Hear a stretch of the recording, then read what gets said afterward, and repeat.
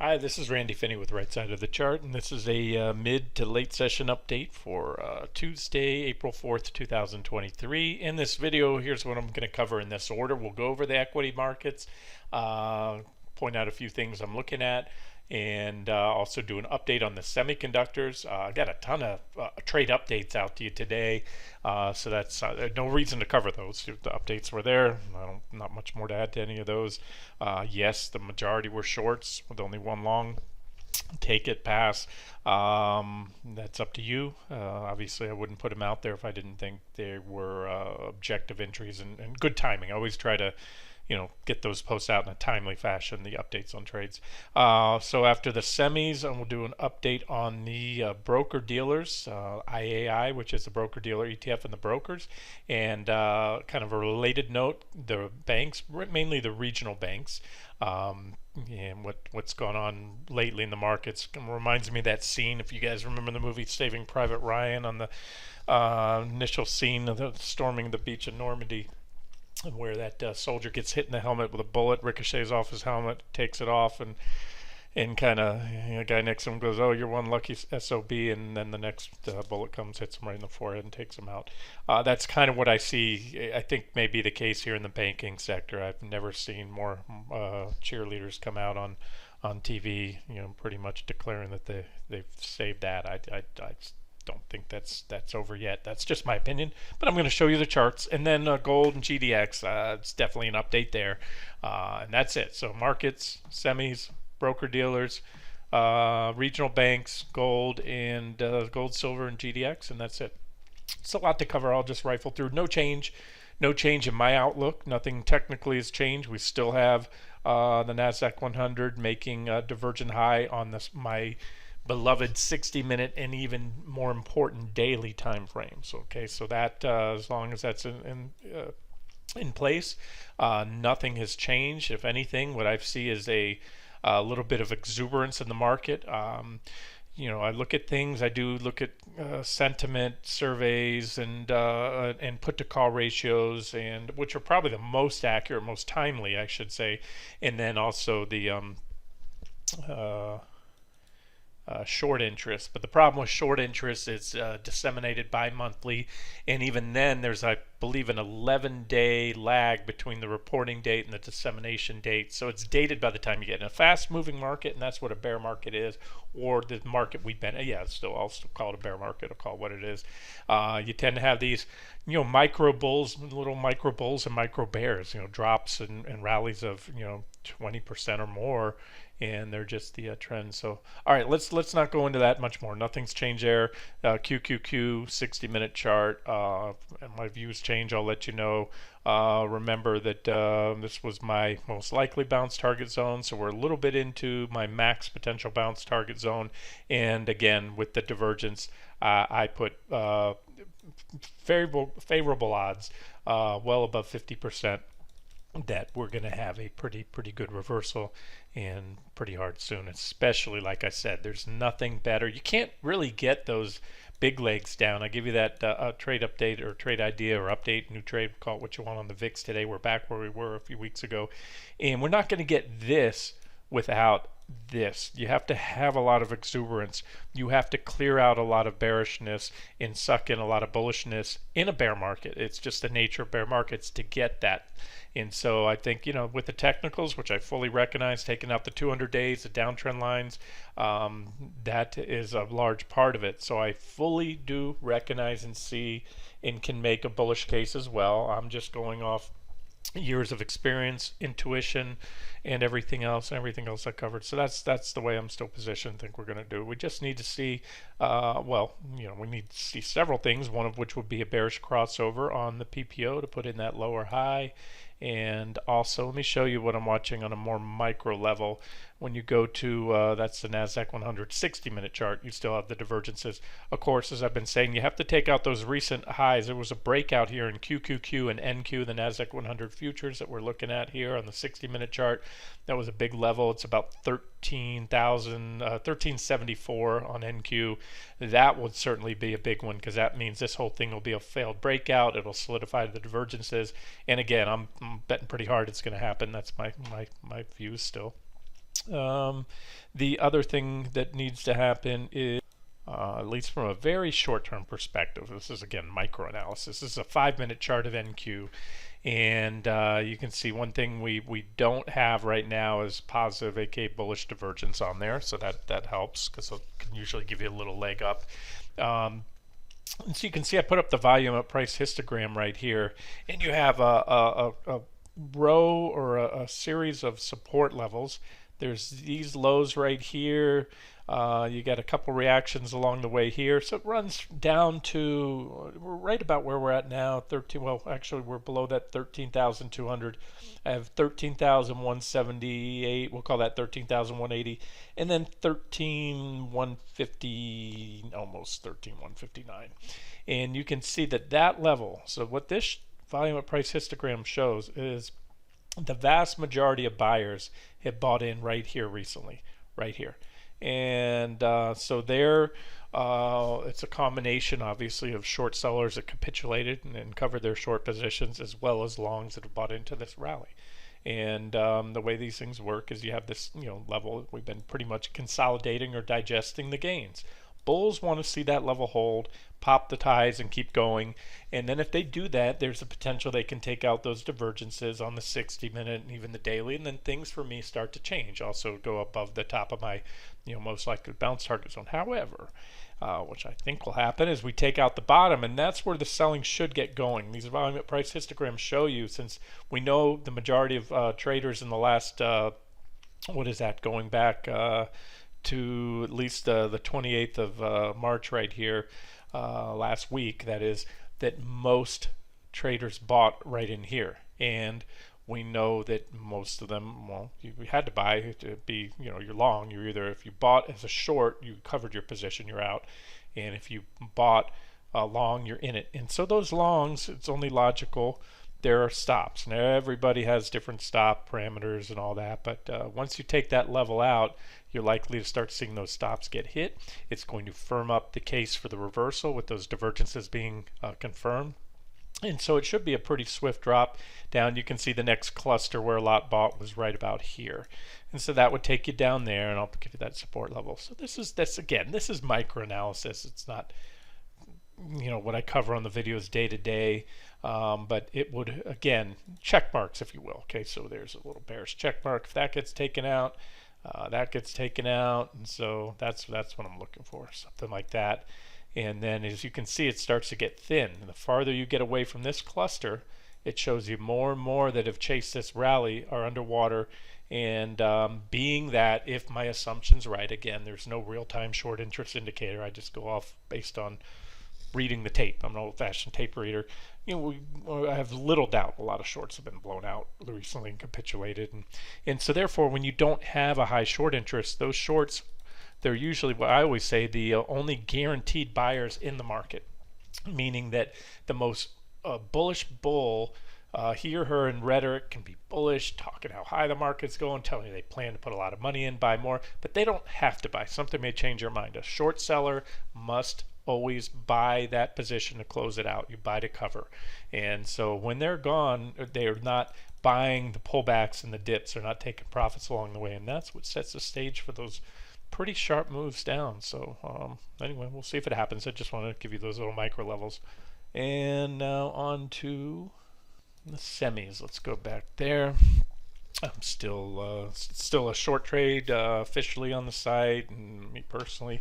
And I can see that they have been lagging and underperforming the NASDAQ 100. This rally in the last few weeks, just like earlier in the year, is almost exclusively attributed to the big top 5, 6, 7, 8, mega tech companies, the usual suspects, the ones we used to call the FANGs, but now they're, shift around. There's no more F because Facebook's now Meta and all that good stuff. So, but when I refer to it collectively as the FANGs, I'm referring to the top 5, including NVIDIA and Tesla now. This is it. I still very much like this trade right now. And is it playing out yet? No, but it's right about where we shorted back first time on February 8th.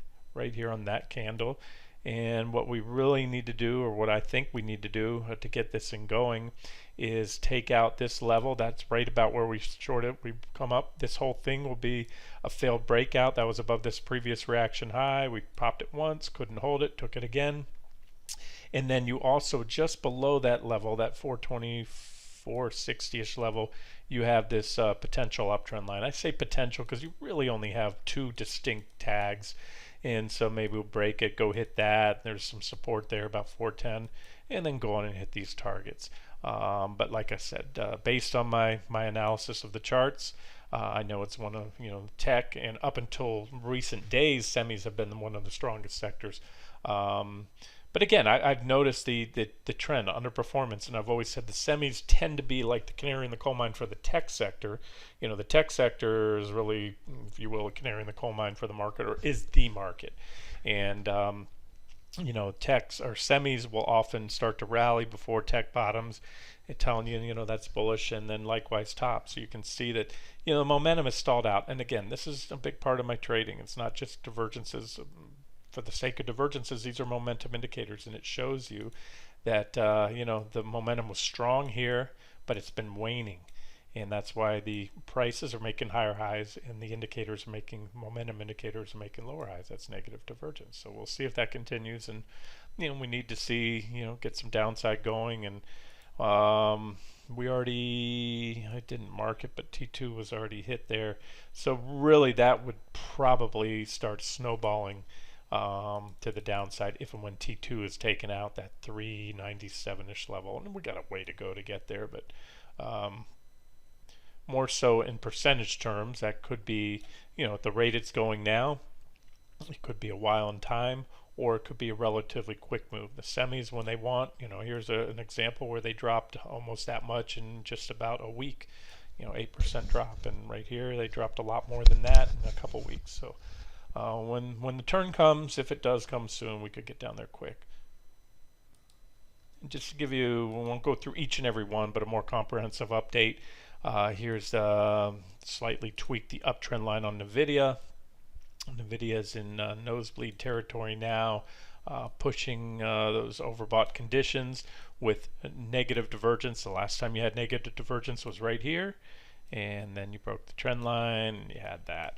Of course, you had divergence at the high right there when the bull market ended, and you're also at resistance, its previous reaction higher, just a little bit below that, about 287.43. NVIDIA is the big one. That's the 800-pound gorilla in the sector, but Taiwan semis also significant. You can see kind of stalling out. Let me just show you one more thing. Let me look at SOXX, kind of just look at the action recently, and then QQQ, and you can see this is what I'm talking about. This is that divergence, if you will. Look at that thrust up in recent weeks on QQQ, where the semis, you can just visually see they've moved up, but they're not moving up as much off those previous. So the momentum has been waning, and I continue to think this sector has peaked, and is, a lot of these have, and is about to start moving lower.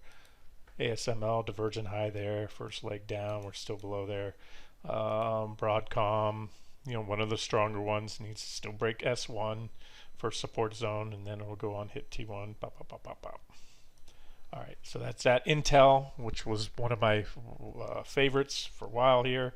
I'll give you a couple targets that we broke out of the range, and so I'll acknowledge that. Now, Intel marched, it was unusual for the last several years. It was marching to a completely different drumbeat. It was going down while the rest of the semis were going up, even when they were rallying. And recently bottomed. Again, super strong basing pattern broke out. I just wanted to point out it's at that first target after the breakout, 33.32, and you have the next one, 36.44, in the downtrend line. If the sector rolls over hard, they're probably going to take Intel with it, even though that up until recently it's been uncorrelated, but that correlation has returned in recent months. So just keep that in mind. And you can also see the big chip equipment makers like Applied Material, which I've always said if Semis are a canary in the coal mine for the tech sector overall, then the chip equipment makers are the canary in the coal mine for the chip stocks, because they make the equipment that makes semiconductors. And so obviously when their orders or outlook or the little birdies start whispering and the insiders stop buying, and that's a sign. And you can see underperformance. You can see they're really stalling out here. Applied Material hit a brick wall here at that 125-ish resistance with negative divergence, and just needs to break this trend line, and then boom, that gets going. Another big chip equipment maker is KLAC Tencor, and again, way off its previous earlier highs at resistance right now. So that's it. I still like the semis. Sometimes these trade ideas pan out right away. I try to be actionable on them, and sometimes they take a while. You just have to be patient. Sometimes these divergences stretch, and then they finally start playing out. And once in a blue moon, they don't play out at all. But in this case, I think they will. I'll just end it here with Micron. That's another one I highlighted recently with a comparable pattern to Intel, like a big basing pattern there in that box. But it needs to break that key resistance zone. So far, they smacked it down at the top, and it's back to the bottom of the range there. So not at risk of breaking out anytime soon, unless, I don't know, maybe there's earnings coming up. But like I said, I'm not hedged right now on the semi short. I don't have any longs. I wish I could say I went back into Intel, traded that long short on the pullbacks a couple times. So batted I think 3 out of 3 or 4 out of 4 in the last few trades on Intel, but no position now, just still short the semis. All right, wanted to give you the broker dealers. IAI. Okay, you know me, being Mr. Glass half empty lately, and looking for cracks that others may not see in the financial system, with all the market cheerleaders out there saying that the bank crisis is over, the Fed fixed that. And the broker dealers I've highlighted to you recently, it took out this trend line. We've been consolidating here, and again, that was on the heels of that bearish rising wedge. You had a textbook breakdown there, fell down, took out that longer term trend line, been consolidating below. A little bit of it's not a textbook flag pattern, but it has pretty much the nature of a bear flag or a bearish pennant. You have an impulsive leg down followed by an area of consolidation, and if we break down, which I think we will, that's going to take us down to my next target there, 78.77. And the takeaway too is, there's right now everyone's like, "Oof, you dodged that bullet again." The little, bullet deflected off the helmet, and the second one gets you. Everyone was worried a few weeks ago about money in the banks, and I brought up, keep an eye on the brokerages too. And I just want to show you where they're at. I'm not going to go through each and every one of them. Morgan Stanley, again, these guys are sucking wind. They're not participating in this rally, so that tells me something. And they've been continuing lower, a lot of them. Morgan Stanley right there on trend line support and price support. If it breaks down, then probably headed lower. Goldman Sachs, right there, a little bit above trendline support. Also potential flagging action there with an impulsive leg down. That one's a little more textbook looking. That would take us down to 270 on Goldman. That would be a drop if that target is hit. And what you need to see to really get a sell signal on it, you want to see an impulsive break below the flag. That would be about almost an 18% drop. So draw a little flag or pennant or flag like that. And remember, it's only a potential bearish pattern pending a sell signal, which is a break below the pattern there. So if you see an impulsive drop down, and especially keep in mind, if you break the flag, you do have the trend line support that may come in, but you break both, it's going to increase the odds you're going down, hitting that 270 level, and that's going to be bearish for the market. Schwab, remember, this one's had problems and still does, and from a technical perspective, guess what? It looks worse than it has since this whole thing started.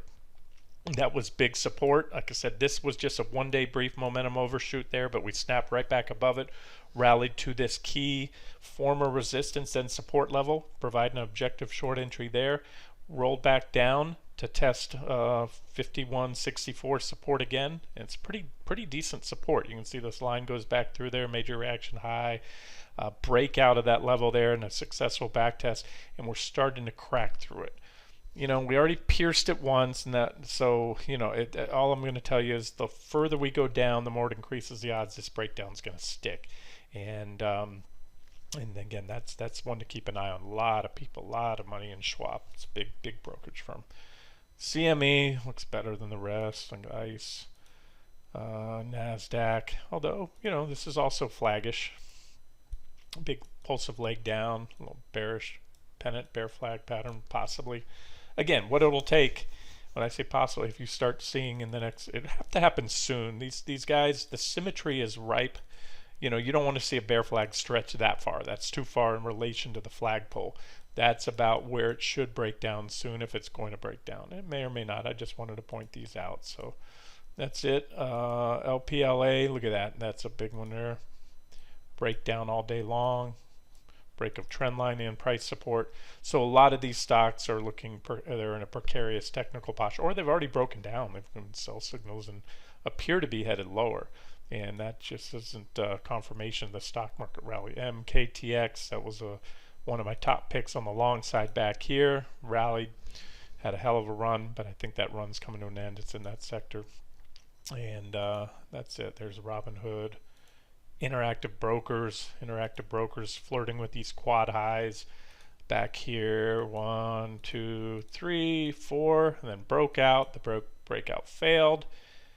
We're right on it now, so you can't say it's failed definitively yet, but if we start moving down, especially if we take these other lows, that's a bad, and I think it'll happen, because as I say, breakouts that occur with negative divergence have a much higher rate of failure than breakouts that don't have the divergence. And you clearly had the negative divergence there, just like you had it there, just like you had it there, and just like you had it there. So for me to think this time will be any different wouldn't be logical, wouldn't make sense. So that's why I favor another leg down here, and we'll see. And then the regional banks. So did the Fed fix them or not? Well, they sure ain't doing a whole lot. There's that, the Silicon Valley Bank failure and the worry there. They just can't rally, and again, they have that similar, form of a bearish pennant right there. And one little spike there, it's not perfect, but again, you have this. The gist or the nature of that pattern is an impulsive leg down followed by a period of consolidation on declining volume. You probably can't see my volume bars, but that's what that is. And they can go either way. I just wanted to say that they're still sucking wind, and I'm going to add another support level here right around these recent lows, because that comes in. You have a few lows right there. It comes in with some resistance back there when we broke out. So just something to keep an eye on. And then you look at some of the ones in there, and MCB. These are, like I said, if you have money in a regional bank, you want to keep an eye on the chart. That usually tells you which ones are having problems right now. If they backstop the banking system, why are these guys still selling? And as I said before, there's no net positive. They may have prevented an outright collapse, but a lot of these banks will be zombified, in my opinion, based on what happened. And it's also going to be a net negative to the economy due to tighter lending standards.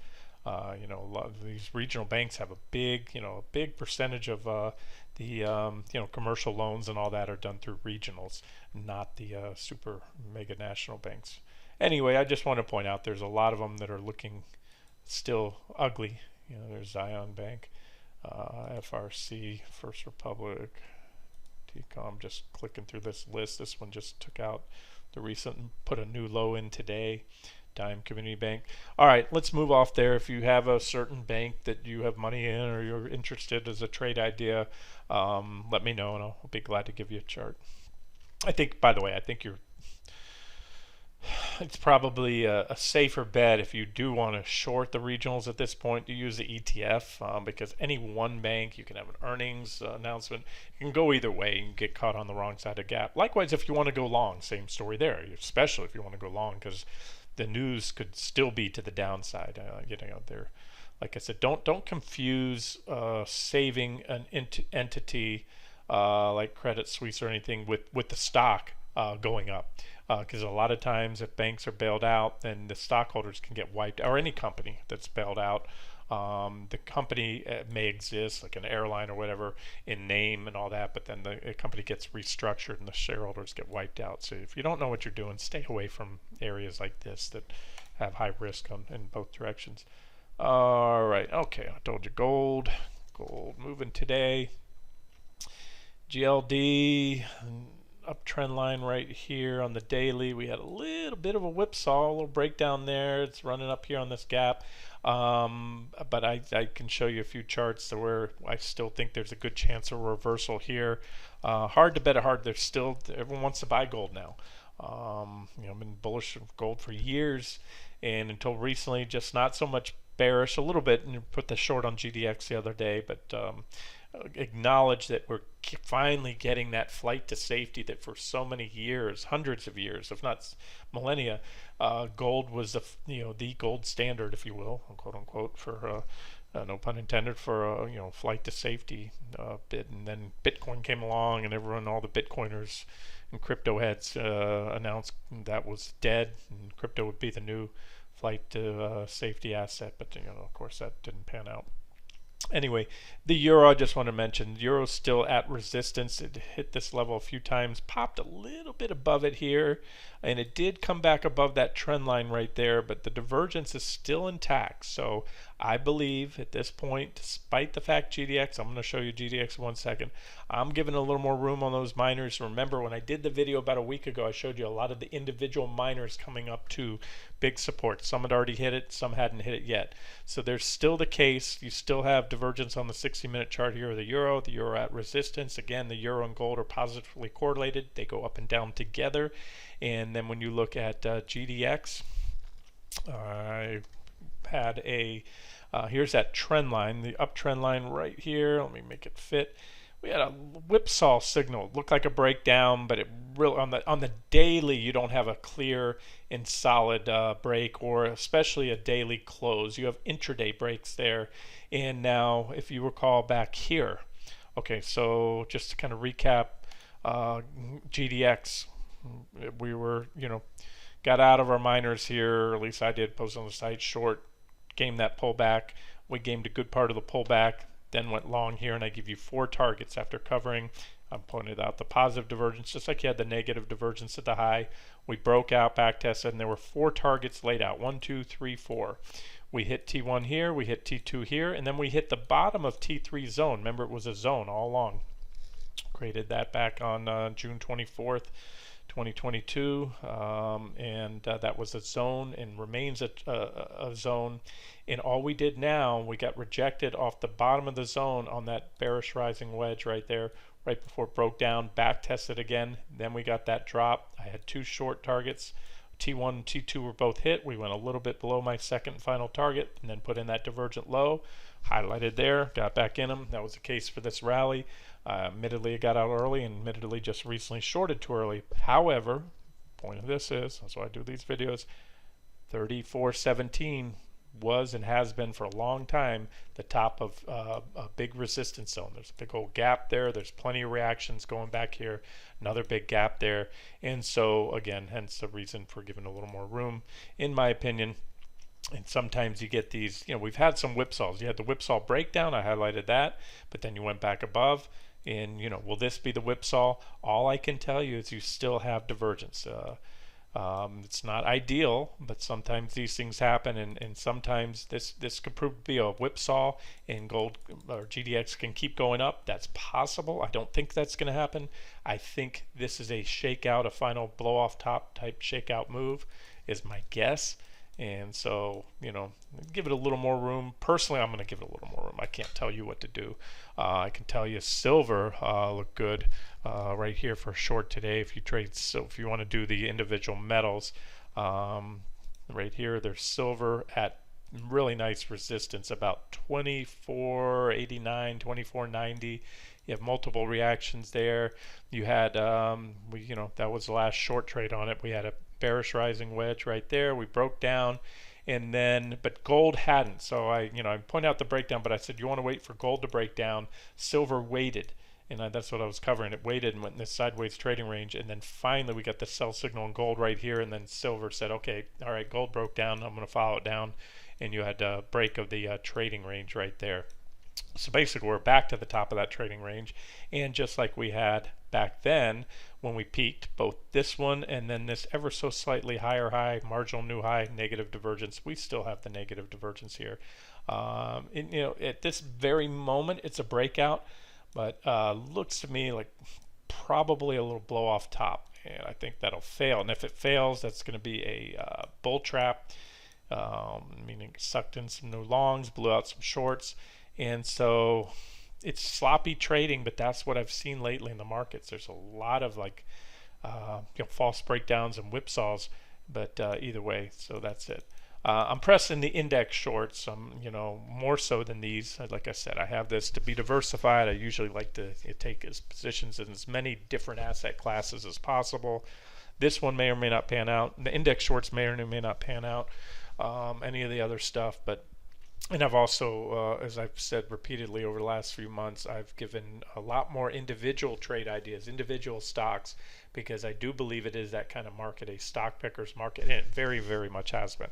You can go long the most bullish stuff, short the most bearish, and at the end of the day, remember, whether you're bull or bear, if you're trying to just swing trade the markets, well, here's the S&P 500. Here's where we are right now today. We were back in the end of January, beginning of February. We were there at the early December, and right there again, early December. That's where we were in September. That's where we were in June of last year. That's where we're here. We go back years. So this is a go nowhere market. It's a, you can swing these trends if you can do that, and if that's all you trade. Or you can sniff out, the most bullish and bearish stocks if you have the skill sets, the time, the inclination. I like to do a little both. I do this full time, so I'm sitting in front of the computer, sometimes 12 hours a day or more when the getting's good. And so I'm just sharing the ideas that I like and giving you my thoughts. And I think that's it. Let me make sure. Yep, let's wrap it up here. That's everything I wanted to cover. And the only thing I'll add, I gave you the VIX update today and showed you, we keep coming here. These are the VIX futures, and I gave you that chart with the trend line. So I didn't want to, but the targets were pretty aggressive. These are, remember they were support on the way down, so it's resistance. So when we pop those, if we start moving up again, big divergences, even divergence at that low. Let me add that. This is our most recent divergent line right here on the divergence line on the PPO. We've been diverging on the RSI all this time. So you can see the targets are kind of, okay, go up this time around, because if things play out the way I think they could, at this point, if the VIX gets up here, it's going to be because we've seen a pretty hard reversal in the market. And at that point, again, if everything that I'm thinking is happening in the market right now, and it's just, we've had a lot of new money pile in, a lot of shift in sentiment, then it's going to be that kind of what I call the point of recognition moment when we get about here on the VIX, where I think it'll just explode. Again, it's conditional. We haven't even hardly moved off the bottom, so I might be getting 3 steps ahead of myself here, but I do this because if it happens, it can happen fast, and you need to react. If you want to buy the VIX, here, it's too late. Just like it was back here. These were the times I said at that point, even though it was a trade idea in here, I would not be buying here. If anything, you sell it there. You had divergence each time it got up to these levels.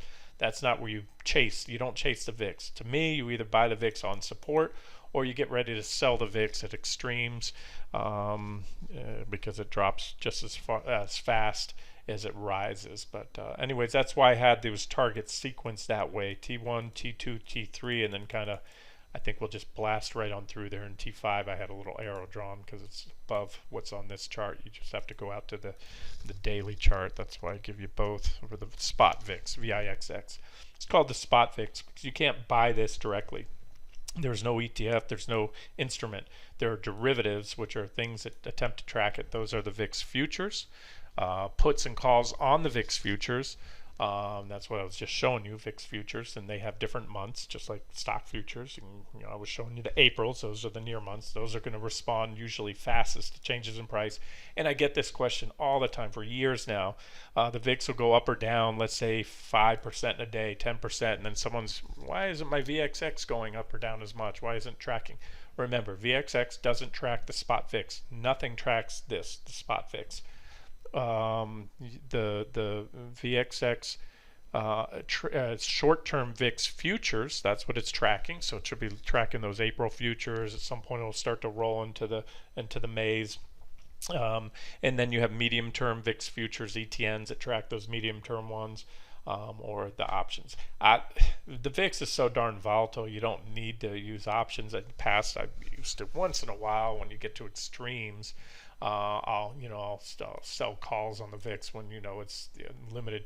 It never remains elevated like that. You get those spikes, and you can go back as long as you want. Those spikes are pretty fleeting. That's usually near-term capitulation on the sell-offs in the stock market. So anywho, that's it. And so, yeah, my point is, I think if we rally up again off this trend line, which is another basis for re-entering along here today, then we'll probably go up and take out this downtrend line the next time around, if everything comes together. And I know that's a lot. That's a big if. Like I said, the market's above the 200 days. For this to happen, just so you know, it's going to take the market losing the 200 days and the trend lines, the primary bear market downtrend lines like S&P 500. I just want to make that clear. So it's still that moonshot trade I put out almost 2 weeks ago now, right before the Fed or right after the Fed, and it's still what it is. We're up a little bit from then in the market, not a whole lot, at least in my opinion, based on the downside potential. But to keep it simple again, just to let you know how I see things, if they are going to play out, this is the primary downtrend line, the S&P 500. There's a 200 exponential, the 200 simple. It's going to take this, and then if the market breaks back below this level, you've taken out that spike low, you've taken out the 200s. That means this whole thing will be a bull trap, and probably one of the biggest bull traps in recent years, in recent decades. So it's a long shot, if you will. The odds might be against it. It's my preferred scenario, but statistically speaking, the odds are far against it because you're above the 200s. You got to give up those levels. But if it did, that's where the VIX probably goes into that final surge mode, because there would be massive position shuffling by individuals and institutions to buy put protection and sell out of high risk assets, which everyone's been piling into lately, crypto and tech stocks and things like that. Okay, guys, we'll see. And again, if and as things start to change, I will convey my thoughts to you. But as of now, my outlook's the same.